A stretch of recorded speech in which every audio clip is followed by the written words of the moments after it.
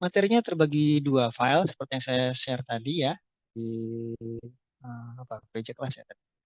Itu ada autoimunitas sama imunodefisiensi. Ini merupakan versi advance dari ilmu-ilmu basic yang sudah kalian dapat di blog Express HI, fisiologi sistem hematoimunologi. Walaupun kalau saya nggak salah ingat waktu tugas text reading apa makalah gitu kemarin itu sudah dapat materi ini sebenarnya. Cuman nggak apa-apa, kita perdalam lagi. Ya. Mungkin enaknya dimulai dari autoimunitas dulu ya. Autoimunitas dari kata auto sama imunitas. Nah, seperti biasa, buku yang saya pakai untuk dasar materi di sini dan materi yang berikutnya itu pakai yang, kalau saya sih ambil dari sini, yang advance-nya, yang seluruh melakukan imunologi. Cuma apa yang saya sampaikan di slide itu sudah ada di yang basic imunologi juga. Bagi yang tertarik ke ilmu goib ini, ilmu goib, ilmu yang nggak kelihatan, bisa dibaca langsung dari bukunya biar lebih paham. Oke, saya kasih gambaran seperti ini ya. Ini adalah salah satu contoh penyakit autoimun. Bentukannya khas sekali. Nanti kalau kamu ketemu eh, orang ya, apapun itu yang punya ciri khas seperti ini, waspadalah. Itu sampai sekarang belum ada yang menyamai. Itu ini ada tanda dari Malaresh. Jadi sebenarnya pipi kiri kanan ya. Pipi kiri kanan, Malaresh. Jadi dia malar itu kupu-kupu. Rash itu ya kemerahan seperti itu. Jadi kalau ada kiri kanan bentuknya kayak sayap kupu-kupu. Dan di bagian hidung itulah bagian badannya, badan kupu-kupu tersebut. Makanya dia Malaresh. Ini kalau yang sedang yang ini, yang berat. Kalau apa namanya, yang sebelah kiri bawah. Nah ini kalau dilihat dari secara keseluruhan tuh seperti sayap kupu-kupu. Ini khasnya punyanya autoimun. Nah ini kalau sudah lebih lanjut dari yang ini, jadi sudah terbentuk bruste.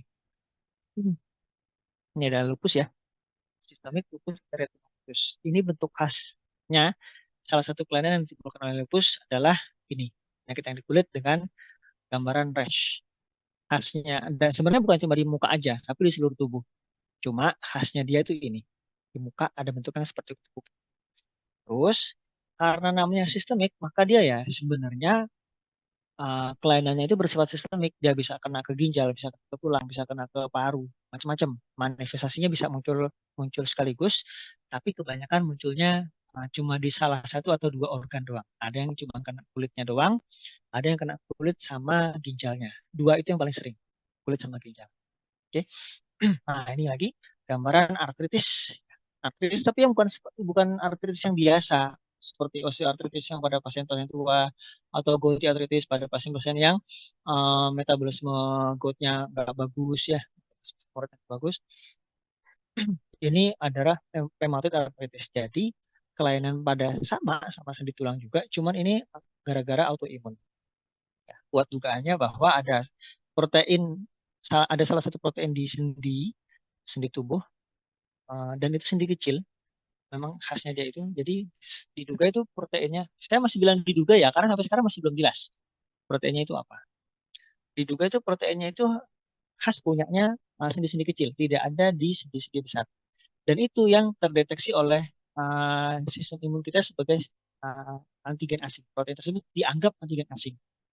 Walau alam gimana ceritanya itu bisa terjadi, sampai sekarang peneliti masih belum jelas. Mereka yang penting sudah tahu, oh gini loh patofisiologinya gini gini gini gini, gini, maka pengobatannya seperti itu. Ya, seperti itu juga lah mindset seorang dokter diharapkan eh, tahu patogenesis atau mekanisme dari suatu penyakit. Makanya blog ini tuh saya bilang blog yang penting banget buat seorang dokter. Buat seorang calon dokter, blog mechanism of disease itu sangat-sangat penting karena basic dari penyakit di sini. Kamu mau melakukan pemeriksaan apa ya harus tahu mekanismenya. Kok bisa sih dari hal ini bisa menjadi mekanisme mekanisme manifestasi klinis seperti itu. Kalau kayak gitu gimana cara meriksanya? Itu. Langkah-langkahmu berikutnya itu ditentukan oleh mekanisme penyakitnya. Kamu tahu apa enggak? Yang lebih penting adalah pengobatannya. Gitu ya. Dan ini cuma beberapa penyakit aja yang disampaikan di blog ini. Masih sangat banyak sekali yang lain.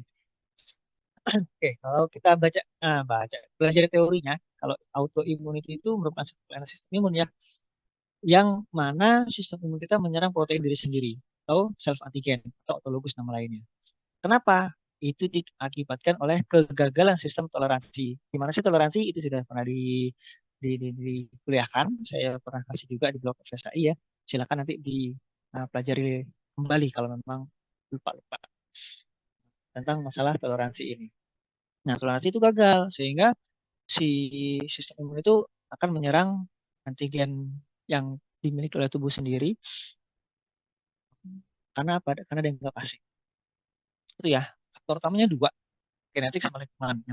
Yang paling paling kuat adalah faktor genetikanya. Lingkungan itu biasanya cuma pemicu atau yang tadinya nggak muncul karena karena paparan dari lingkungan itu bisa jadi muncul gitu. Nah, yang tadi saya bilang kebanyakan memang penyakit autoimun itu sifatnya sistemik ya, tapi ada juga yang sifatnya spesifik terhadap organ tertentu. Ini ringkasan dari toleransi. Silakan ini cuma ringkasannya aja, risamnya. Silakan dibaca sendiri nanti saya nggak jelaskan lagi. Bisa didengarkan atau dipelajari kembali saat saya kemarin. Ini juga sama, sudah pernah saya sampaikan tentang central tolerance, ada juga peripheral tolerance. Seperti ini. Nah, ini yang saya bilang. Jadi kalau mau paham suatu penyakit, mau tahu gimana cara periksanya, gimana cara ngobatinnya, ya pahami dulu mekanismenya, mekanisme fisis. Mekanisme fisis itu tergambarkan dari patogenesis atau patofisiologi ya. Atau ada yang bilang patomekanisme. Pato Patogenesis seperti apa untuk autoimun? Ada tiga teori, tiga mekanisme yang bisa terjadi pada orang yang mengalami autoimun. Ini yang paling kuat, genetik faktor. Ya, ada kelainan pada genetikanya yang menyebabkan limfositnya ya.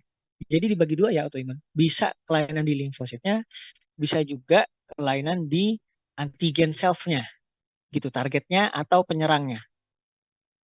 Penyerangnya si limfosit, penyerangnya adalah si limfosit, targetnya adalah si self antigen. Oke. Jadi dari sini kita naikin ke atas. Karena ada kelainan genetik, maka yang kebanyakan memang kelainan itu pada MHC-nya atau yang terkait gen-gen lain juga yang terkait sama MHC juga menjadi pemeran di sana.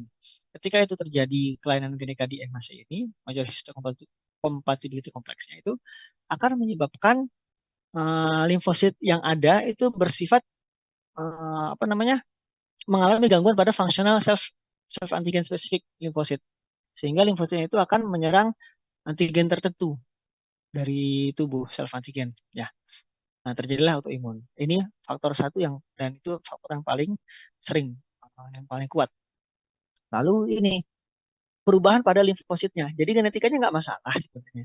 Cuman dalam berjalannya waktu kehidupan, si limfosit manusia itu mengalami perubahan.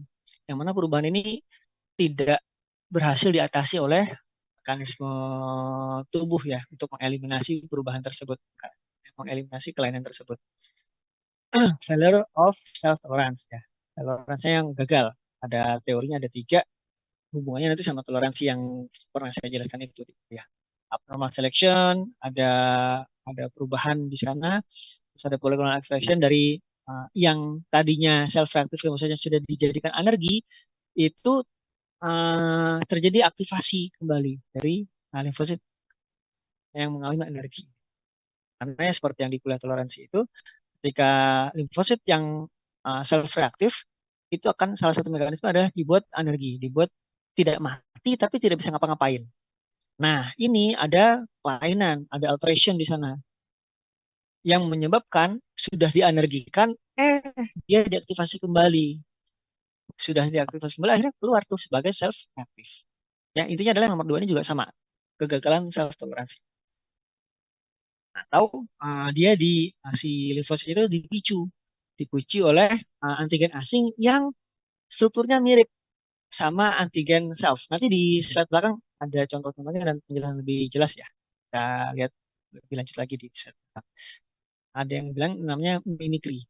Jadi antigen asing itu, antigen virus atau bakteri itu strukturnya ada yang mirip sama self antigen. Jadi ada cross reaction tuh. Nah, ini juga sama menyebabkan kelainannya pada limfositnya, ya. Belum pada antigennya. Antigennya sih self antigennya kalau nomor 3 ini self antigen normal-normal aja. Cuma karena ada cross reaction dianggap asing jadinya. Oke, yang terakhir yang ini ada tissue alteration, ya sifatnya lokal. Sifatnya lokal, tissue alteration ada banyak mekanisme juga. Yang paling sering atau yang paling ditonjolkan tiga. Ada self antigen yang aslinya itu memang tidak dikenali oleh sistem imun kita. Gampangnya itu ketika proses toleransi itu ya dicek, kamu kenal nggak sama antigen ini? Oh kenal, oh kenal. Kenal sama self antigen. Nah, di daftar list antigen tersebut itu tidak ada. Ada sekitar 2 atau 3 self antigen yang tidak ada di dalam list tersebut.